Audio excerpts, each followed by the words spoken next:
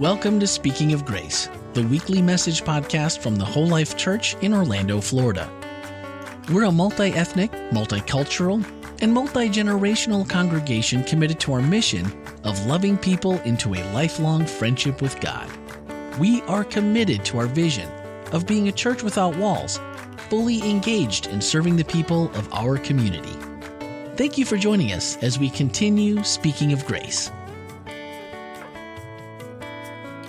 Well, I want to say thank you to Gordon and Albert for hanging with this AHU group because they brought some energy this morning or this afternoon. Yeah.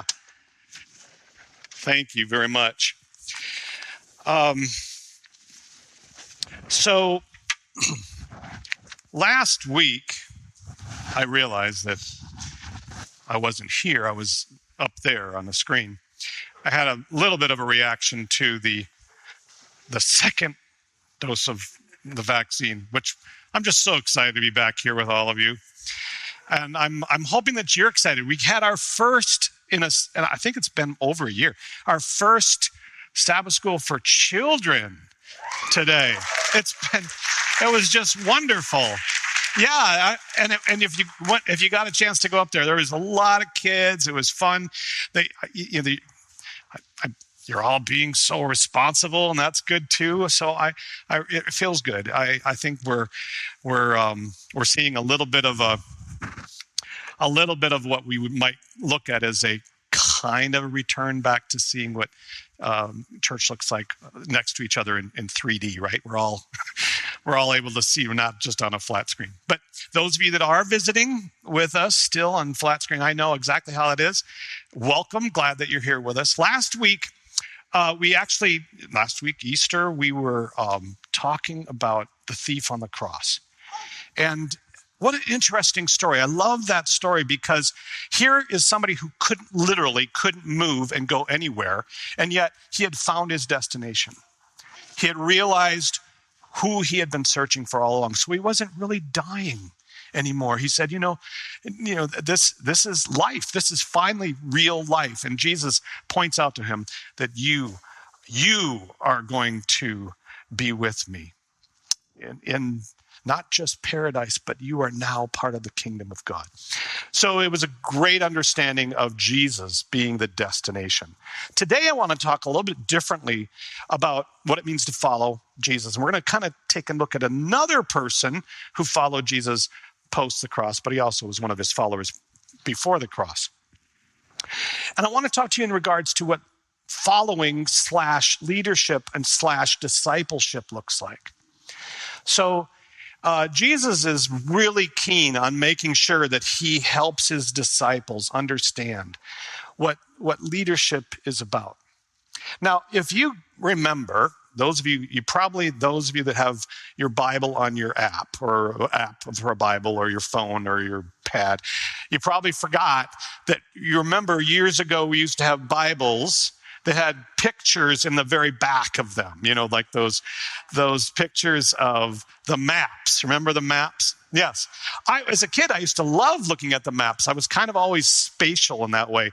But I always remembered when it came to that one map where it talked about Jesus and his journey, journeying with the disciples, it always looked like he was just going around in circles around Galilee or back and forth up and down between there and Jerusalem. So you got this picture that, where did he really lead them? Well, Jesus was not really, it wasn't about geography. It wasn't about putting pins on a map and getting there. For him, it was actually much more about letting them, in a way, just be with him. There's an opportunity that I had a number of years ago to go to Sicily with my dad and take him to the place where literally his whole family is from. And it was just a really touching experience for him to see all of his family and embrace them. And all of a sudden, old songs came back to him, and he was singing. We had never heard him talk or sing, or it was just fun. But one of the things I noticed that as we were going on, they are all farmers. They all have great big vineyards and orange groves are big there. But one of the little towns was called Cultibalota. Now, Cultibalota is known for two things. Number one, it's known for its fresh spring water. And it's also known for its lush, sweet grass. Now, I say that because this little town, is flush with livestock and farmers and ranchers. But it's the shepherds. As a matter of fact, you see them all over. It's the shepherds of that town who lead their sheep all the way to the top of the bluffs, because that's where the sweetest grass is. And they know, and by the way, if you see some of these pictures, these sheep are not just grazing on nice little paths and nice little meadows. They're up on the rocks, pulling grass out of the sides of the rocks. And it's really quite interesting. They know that if they let their sheep graze on this sweet grass, that they will in turn produce some of the sweetest pecorino and ricotta cheese that you've ever tasted. Now, those of you that have been to Sicily, you know what I'm talking about. Those cannolis, they're the best ever. We think we know what cannolis taste like, not until you get to Sicily and taste them with the real ricotta cheese from these bluffs. So as I was thinking about that, I thought Jesus wanted to have his disciples. He let them literally graze on the best that heaven could offer, just by being alongside of Jesus. Now, Jesus was the leader. There was no doubt about it. But Jesus didn't just lead by having everybody follow behind him. Jesus led in a lot of different ways. One of the ways is Jesus literally led like a shepherd and let them, in a sense, find the great sweet grass. Let them work out some of the things. A lot of times Jesus wasn't even there. As a matter of fact, he left his disciples alone a lot, whether it was for him to pray to his Father or whether it was for him to let them be for a little bit and work some things out, thinking that they could actually work things out. Not always, but when he came back, he had to kind of smooth it again. But I think he left Peter alone for another reason. Peter didn't play well with others. Now, like we saw in the story, Peter, he was always, in a way, kind of the first. He always wanted to be first, he kind of got that idea from, maybe he was an only child, I don't know. But you saw him on the fishing boat. There he was out there on the sea, and Jesus comes walking out in the middle of the night. Who's the first to come out and say, hey, Lord, he comes out, it's always Peter. I had a friend I'd actually had a friend growing up. Now, I say friend, when in actuality, it was a little painful to be alongside of him. He was placed in my life, in my space, early on. And at that point, I wasn't even sure why he was in my space. His name was Charlie. Now, Charlie, it was uncomfortable for me and it was hard to be with him. And I asked my mom, why is he over all the time? And my mom said, well, I know it's a little hard, but he's probably, he's an only child and he doesn't have any friends. And I got that pretty well, why that would be. And then he said, she said, but his family's going through some troubled times. And I just thought it'd be really good if you and him could play together. Now, I was about 6 years old, and in my discerning mind, I figured I had to do something about it because my toys were all being ruined by him. So I said, you know what? I'm going to take this into my own hands, and I'm going to work out this thing. This is actually one of the trucks I had back then. This is one of the trucks that Charlie couldn't play with because Charlie didn't know how to play with trucks. He didn't know how to play with cars. So what he would do is he would slide them down the floor, running them into other trucks. That's not how I thought you should play with trucks. Or he would stand on them and use them like ice skates or roller skates, and as if that was to hold his weight. So as soon I put my trucks and cars up on a shelf, and I only let Charlie toys hang out. My mom came into my bedroom one time and she said, why is this box doing out? And I said, well, it's what I played with when I So, well, why isn't it in the closet with the rest of your toys? I said, well, because these are Charlie toys. These are the toys that I only play with when Charlie comes around. And then she got that look in her eyes and she goes, are you sure that's how you want to handle this? And to be honest with you, at 6 years old, I was very sure. I said, yeah, that's exactly how I want to handle this. And she said, there's a lot of toys that you have in your closet. Maybe you have too many. And that's, a 6-year-old's going, what? Too many toys? That's heresy. What are you talking about? And she said, yeah, I think maybe you have too many toys, because I noticed that even when your younger cousins come over, they don't play with those toys. They don't play with that nice truck. And when now your friends are coming over, they're not playing with those toys. What are you preserving them for? What are you protecting them for? What are you keeping them for? And I had to realize that I wasn't sure. Maybe it was just because I wanted them preserved for me. She goes, that's not why you got those toys. You got those toys so that you could play with other people, with other friends, with other, people that are in this house. Those are not just for you to put up on a shelf. I think that's what Jesus was trying to get across to his disciples. My mom taught me a really good lesson. She taught me that I wasn't the one that Charlie wasn't the one that was the one that was hard to be with. I was that one.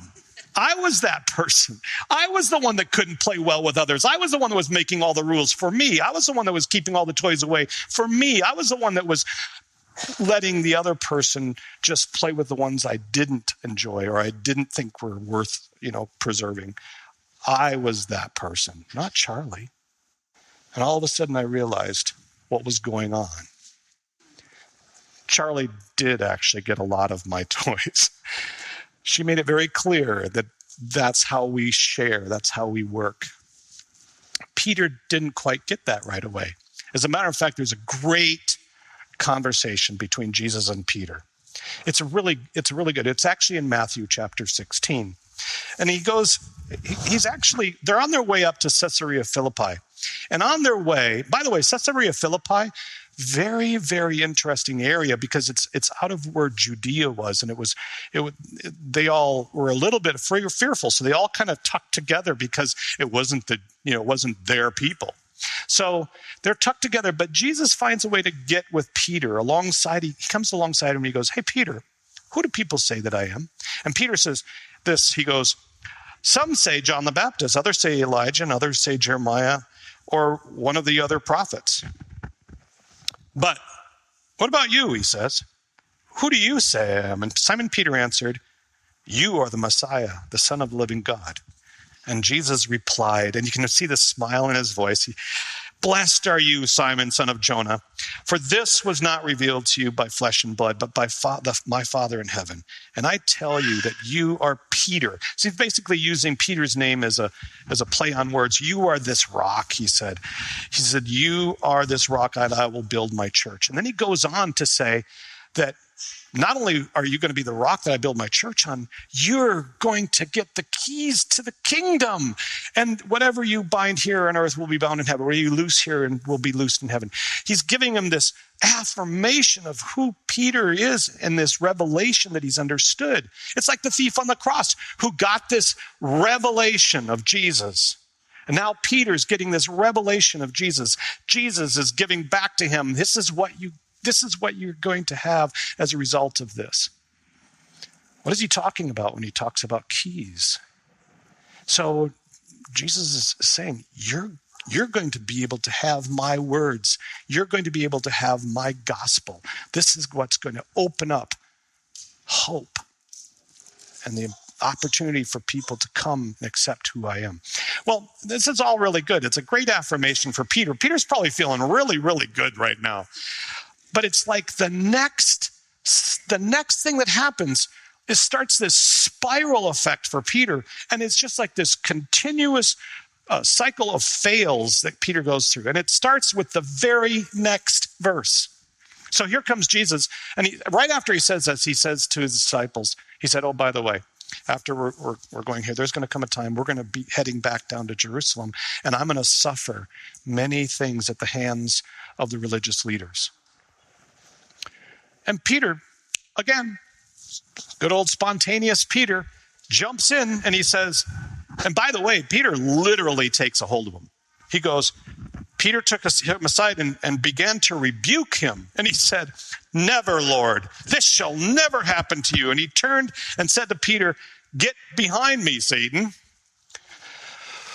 Whoa. This is the guy that he just, in a sense, says, "I'm going to give you the keys." And now he's saying, "Get behind me, Satan." Now, this is not hitting Jesus by surprise. Jesus has heard this temptation before. He's reminding Peter of what took place back in the wilderness, right? When Satan came with the same kind of thing. If you follow my lead, I'll take care of you. You don't have to do what you think you have to do. Just kind of let me protect you. Let me take care of things. And Jesus says, "Get out of my way." And he's saying to Peter, we've seen this before. This is what happens as soon as you think that you are the one in charge. As soon as you think you're the one running the show, all of a sudden you think you have to protect something, preserve something. It happens actually a little bit later. The next chapter in Matthew chapter 17, Peter's talking to Jesus again, right at the transfiguration. It says Jesus' face is lit up, and then he sees Elijah and Moses. And Peter says, his comments are, "This is a really good thing," he says. "We should build a tabernacle here. We should institutionalize. We should memorialize. We should figure out how to make this last right here. People will come from all over." There's Peter again. And Jesus has words for Peter. He says to him, "You're a stumbling block to me. You do not have in mind the concerns of God, but merely human concerns." Wow. Just after having all of those accolades, all of those affirmations, and Peter just goes right back to Peter again. So after that, there is a series of things. You watch Peter and you start to realize that he gets a little, maybe we could say he's a little baffled, but he starts becoming really confused because we start seeing things happen in Peter's life until finally we get to the garden and we start to realize that Peter has now, he says, well, if I can't preserve the ministry, I can at least protect Jesus. And he pulls out his sword. And here comes Judas and Malchus, right? And he starts to swing his sword. I don't know what he was trying to do, but he hits an ear. And he lops off the ear of Malchus. And Jesus again, "Peter," he yells out to everyone in a sense. You can almost hear this exasperation. "Put away your swords." And he bends down and he heals the ear. He attaches the ear back to the side of his face. And now Peter is just really reeling. They all run, by the way, all the disciples, and Peter doesn't know where to go. So he goes to some dark part of the town. That evening, he's waiting, and he's probably thinking in his mind, didn't I just get the keys? Didn't I just get affirmed by God? What was that about? What does that even mean? The Romans actually were the ones that kind of, in a sense, invented the key and the lock. I mean, there were keys and locks prior to that, and they understood it. But the way we think of modern day keys, those are Romans that invented that. The Romans put that together. They had the strongest iron at that point to be able to make that. So they were common. People knew about them, but they weren't commonplace. Not everybody had them. So what there was people walking around that had keys usually would wear them around their necks or actually on their hands as rings. And if people saw people wearing keys, there was a distinction. There was this kind of prestige, so to speak, that if you had a key or keys, around your neck, that you were fairly affluent, that you were locking up something that was of value. So there was a sense of, in a way, this pretentious side of, I got keys. Jesus probably said to his disciples, it's interesting that you look at this and you say, oh, you guys want to be fishers? Well, I'll make you fishers of men. You want keys? I'll give you keys to the kingdom. And so here comes Peter. And that night, there he is with these, what he thinks maybe is some imaginary keys around his neck somewhere. But it's not that Peter wishes that he could be seen, because what happens is he actually is noticed, as if he actually was wearing keys. He wasn't just noticed, he was called out. You're one of Jesus' disciples. And Peter said, no, I'm not. And of course, you probably know the story. Peter denies him 3 times. He uses colorful language. He uses an opportunity there to say, I am the one who is not, I'm the one that's not who you think I am. I'm trying to disown. He tries to distance himself from God. And then not only that, that's even worse than that, is the next day is even harder for him to deal with, until finally Peter is like despondent. He's so confused he can hardly think. And then, of course, we know about the resurrection. Peter goes through that still kind of reeling. But then there's this other story. There's a story that takes place in John. It's the last story of the gospel. And in that story, John paints this picture. And I want you to hear it in the way in which that Peter might be hearing it, because Peter is still reeling from all of this, and Jesus knows it. The very last story of the Gospels. And John writes this story about Peter, who comes to Jesus, and they just had breakfast, and Jesus pulls him aside, and he's asked Peter, Peter, do you love me more than these? It's a great question, because all along, Peter has always thought of himself as different from the rest of them. He was always going to be first, and all of a sudden, Jesus puts him with the rest of them. And he asks him, do you love me more than the rest of these? It's an interesting question. So Peter's trying to figure out how to answer it. He says, Lord, you know I love you. And it was this quick response. But then the next thing he says, feed my sheep. Feed my sheep. It's that simple, Peter. But Peter is now wondering what Jesus is kind of getting at.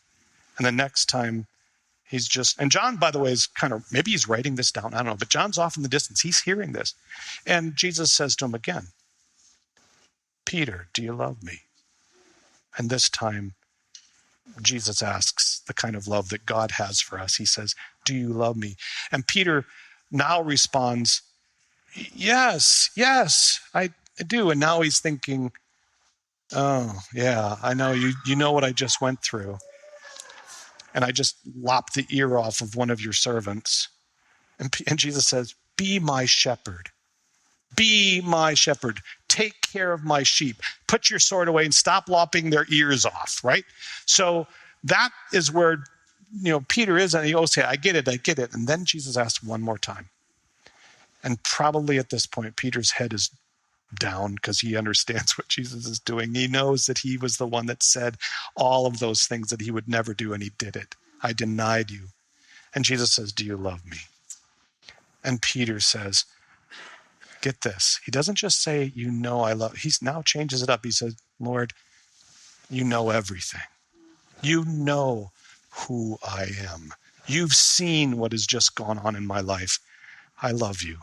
And then Jesus says, just to kind of clear it up, feed my sheep. That's the simple part of this, folks. That being a follower, being a disciple are, in a sense, where God wants to take us. But he doesn't make it complicated. He says, all you have to do is lead him to the high grass where it's sweetest. Whether you know where it is, just take him to the high grass and feed my sheep. That's what it means to be a disciple. Hi, this is Randy McGray, podcast producer and host here at Whole Life Church. Loving people into a lifelong friendship with God is our mission at the Whole Life Church, And our podcasts, Speaking of Grace, and its companion, 15 with Andy, Randy, and Jeff, are designed to help facilitate conversations that help us grow together in that pursuit. Now that you've heard the message for this week, don't forget to check out the whole life takeaways for this message. Swipe up in today's show notes and join the conversation. Speaking of conversations, each Wednesday morning we take a closer look at the week's message. That's right, the one you just listened to.